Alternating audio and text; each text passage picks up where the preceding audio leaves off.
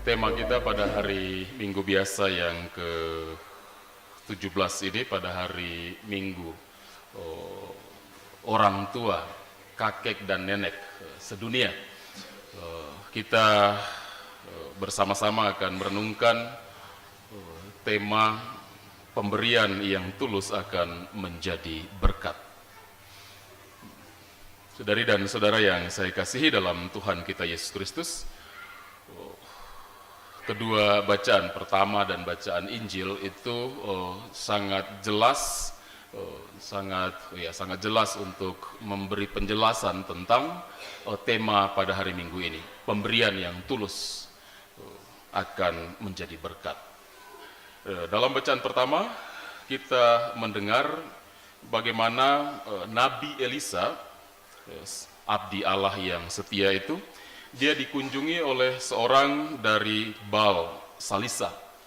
Orang ini memberikan kepada Elisa 20 roti jelai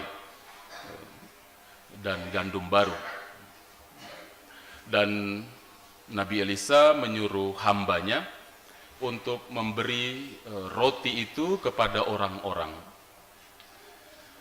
Hamba dari abdi Allah ini, dia sedikit ragu-ragu dan ragu-ragu, sedikit protes juga kepada Elisa. Bagaimana mungkin 20 roti jelai ini bisa saya atau kita berikan kepada orang sebanyak ini? Ini tidak mungkin. Nah, Elisa sungguh percaya, yakin bahwa pemberian dari seorang yang tulus itu pasti akan menjadi berkat. Dan memang terjadi, mujizat terjadi. Setelah dibagi-bagikan, semua orang itu makan kenyang sampai kenyang, dan masih ada sisa potongan-potongan itu juga. Nah, saudari dan saudara yang saya kasihi, Nabi Elisa mengajarkan kepada kita tentang arti dari sebuah pemberian yang tulus bagi sesama kita. Nabi Elisa percaya bahwa orang yang datang memberikan roti itu, dia memberikan dengan tulus. Dan oleh karena itu, pemberian yang tulus itu bisa menjadi berkat bagi banyak orang. Saudari dan saudara yang terkasih, kisah ini sesungguhnya mengajarkan kepada kita bahwa persembahan yang tulus, pemberian yang tulus, ketika itu dibagi-bagikan, ternyata bisa menjadi berkat bagi banyak orang. Di dalam bacaan Injil, kita mendengar mujizat penggandaan roti. Saudari dan saudara yang terkasih, mujizat penggandaan roti jelai, 5 roti jelai dan 2 ekor ikan ini boleh dan tapi sebenarnya tidak selalu kita memahami sebagai sebuah tindakan ajaib yang dilakukan oleh Yesus. Kita boleh juga melihat dari sisi lainnya. Kita melihat dari sisi bagaimana Yesus punya kepedulian terhadap mereka yang lapar, mereka yang susah, mereka yang berkekurangan. Yesus ingin agar kepedulian dia itu juga menjadi kepedulian para murid, seperti itu. Berbeda dengan Injil-Injil sinoptik lainnya, Matius, Markus, Lukas. Nah, dalam Injil Yohanes pada kisah penggandaan roti ini, dalam Injil sinoptik itu para murid yang datang mengeluh, suruh orang-orang ini pulang sudah, ini sudah gelap, nanti mereka kelaparan bisa pingsan di tengah jalan, seperti itu. Tetapi dalam Injil Yohanes ada sisi lain, Yesus yang berinisiatif. Ketika melihat orang banyak itu, dia langsung tanya kepada murid-muridnya, di mana kita bisa beli roti supaya beri mereka ini makan. Ini adalah sebuah bentuk dari kepedulian Yesus. Dia peduli terhadap mereka yang datang kepadanya, dan kepedulian itu ia harapkan juga dimiliki oleh para murid. Nah, dalam kisah tadi itu Filipus, dia memang orang yang pandai-pandai memang menghitung, dia pandai menghitung, dan dia berpikir bagaimana mungkin kita punya kas ini hanya 200 dinar bisa membeli roti untuk 5.000 orang ini. 1 dinar pada zaman Yesus waktu itu ya itu upah 1 hari, 1 dinar. Dan ya kita bisa membayangkan upah 1 hari, 1 dinar itu bisa memberi makan 1 keluarga. Ya hitung-hitungan kalau seandainya 1 keluarga itu 5 orang, 200 dinar, 1 dinar, ya kira-kira ya hanya bisa dengan 200 dinar beli roti, itu hanya bisa untuk 1.000 orang saja. Filipus tahu yang itu dan dia bilang bagaimana mungkin seperti itu. Meskipun diberi potongan-potongan paling kecil juga tidak akan cukup seperti itu. Nah,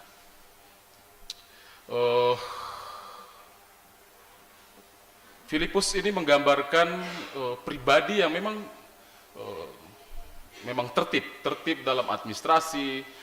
Kalau kita bayangkan dalam pelayanan di paroki, mungkin ini sebagai pastor paroki yang memang tertib, disiplin dengan hitungan-hitungan kalkulasi dan administrasi seperti itu. Tetapi Yesus menghadapkannya pada sebuah situasi di mana dia harus menaruh kepercayaan kepada penyelenggaraan Tuhan. Secara hitung-hitungan matematika ini tidak mungkin. Nah, seperti itu.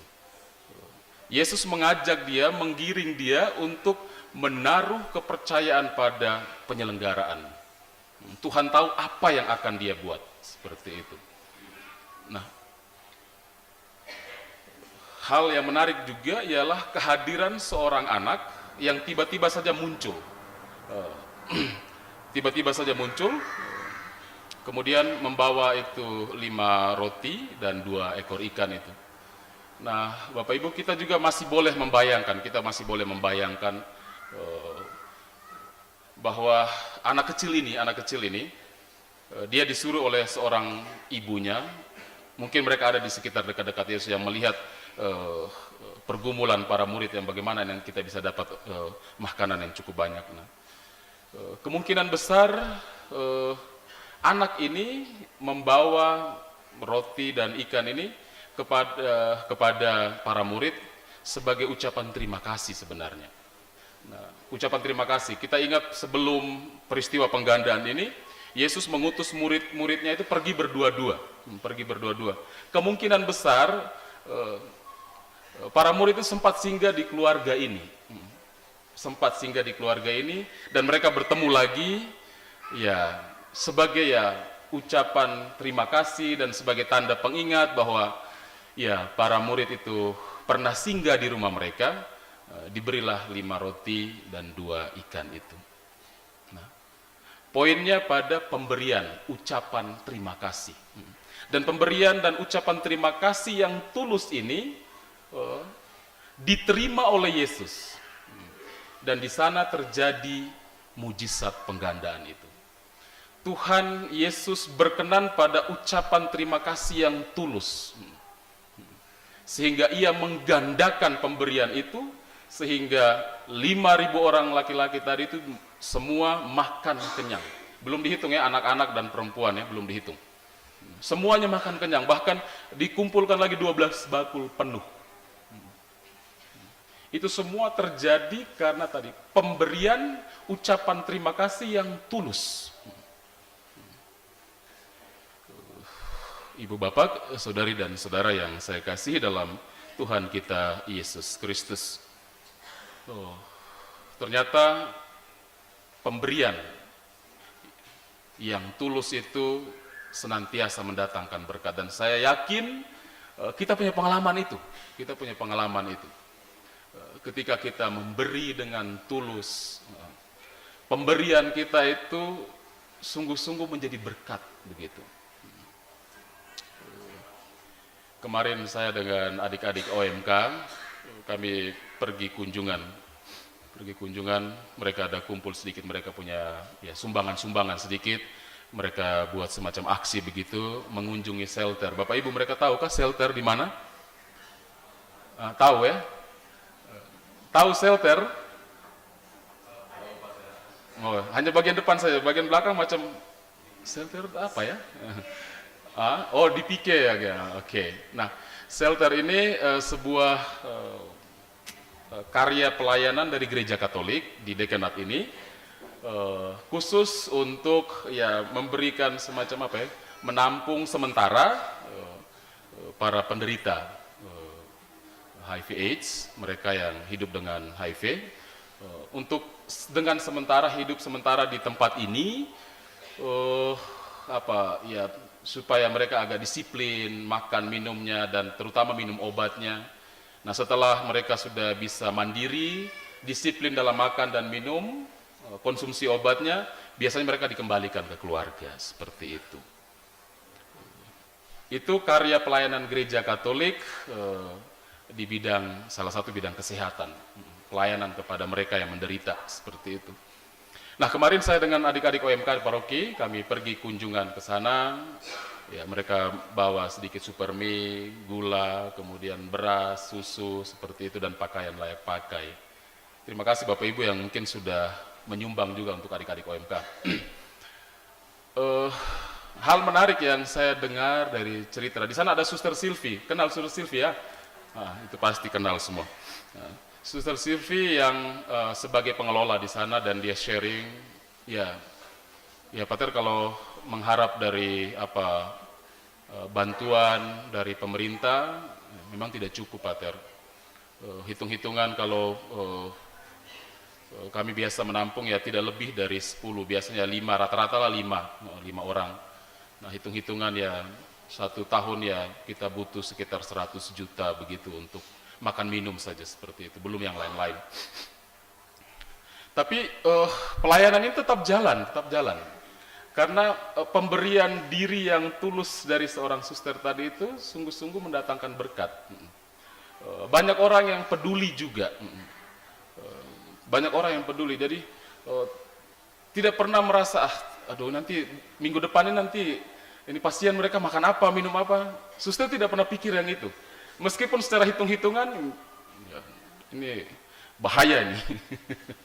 Tapi selalu saja ada pemberian dari umat. Terima kasih umat yang juga memberi perhatian juga untuk pelayanan gereja di shelter. Yang tidak tahu nanti tanya Pater antar, kita sama-sama jalan ke sana. Bapak Ibu, saudari dan saudara yang saya kasih, ternyata tadi kembali lagi pemberian yang tulus tadi, pemberian diri yang tulus itu akan menjadi berkat. Pemberian dari berkat-berkat yang kita terima dari Tuhan, kita berikan kepada sesama kita yang menderita, yang berkekurangan, itu akan sungguh-sungguh menjadi berkat bagi mereka. Kita tidak usah ragukan lagi pernyataan ini. Tidak perlu ragukan lagi. Kita hanya cukup mengimani dan melaksanakannya. Seperti itu. Hari ini ada 6 pasangan suami istri. Saya hampir yakin sekali Bapak Ibu, Juni Juli itu musim Pak. Kebanyakan kita pasangan-pasangan memilih bulan-bulan itu untuk ya acara pernikahan toh. Saya pikir nanti ya Juni Juli nanti ada lebih dari 10 orang begitu. Tapi puji Tuhan, ada 6 pasang hari ini akan membaharui janji nikah. Yang diam-diam, yang masih ragu-ragu atau bagaimana begitu. Bapak Ibu, pembaharuan ini bukan soal aduh ini kami baru atau kami sudah lama, kami baik-baik saja, tidak, bukan soal itu.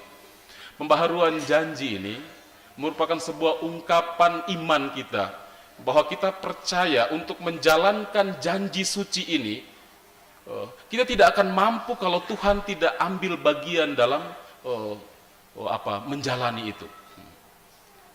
Peristiwa-peristiwa hidup, pengalaman-pengalaman itu telah membuktikan bahwa kita tidak bisa bergerak tanpa bantuan dari Tuhan. Sehingga pembaharuan ini itu menolong kita kembali untuk memberi semangat yang baru, untuk tetap mengokohkan, mengakarkan janji kita itu di tengah arus yang ngeri pada masa-masa ini. Nah, saya yakin sekali bahwa pemberian tulus, pemberian diri pasangan suami istri itu akan menjadi berkat bagi pasangan, bagi anak-anak. Saudari dan saudara yang saya kasihi, mari kita bersama-sama dengan segala berkat-berkat yang Tuhan berikan kepada kita, kita juga mau membagikan itu kepada sesama kita. Kita mulai dari keluarga kita. Mari kita memberikan diri kita dengan tulus kepada istri kita, kepada suami kita, kepada anak-anak kita, kepada orang tua kita. Mari kita berikan apa yang ada dalam diri kita. Nah, kita berikan itu dengan tulus. Pengabdian kita, kesetiaan kita, ketulusan kita, mari kita berikan itu. Dengan demikian keluarga kita menjadi pokok sumber di mana kita menerima atau menimba kekuatan-kekuatan yang memampukan kita juga untuk bergerak keluar, membagikan kasih itu kepada sesama kita. Semoga dengan demikian kita menjadi gereja yang sungguh-sungguh peduli kepada sesama. Gereja yang membuka mata, telinga bagi jeritan dan penderitaan sesama. Tuhan menolong dan memberkati kita.